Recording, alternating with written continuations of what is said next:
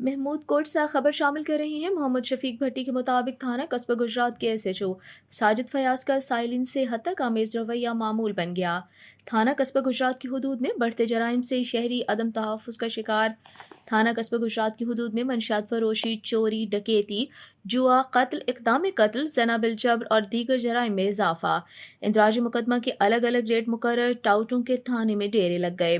شہریوں نے کہا ایس ایچ او قصبہ گجرات ساجد فیاض متعدد مرتبہ معززین علاقہ اور سائلین کو گالم گلوچ بھی کر چکا ہے۔ ذرائع نے اس بات کی تصدیق کی کہ S H O Sajid Fayyaz نے اپنے دفتر میں بیٹھے سائلین اور معززین علاقہ رانا مجید چنن، ملک اعظم آوان، مظفر سعید اسد سپل، سلیم گڑھ، چودھری رضوان یاسین پتافی، ملک شریف سپل، انجم سپل، ملک عاشق گڑھ کو گالیاں دیں۔ اسی طرح شہری اشرف سندیلا نے بتایا کہ S H O Sajid Fayyaz نے جھوٹے مقدمے میں گرفتار کروا کر پورے تھانے اور علاقے کے لوگوں کے سامنے گالی گلوچ کی اور میرے بڑے بھائی شفیع سے بھی ہتک آمیز رویہ اپنایا۔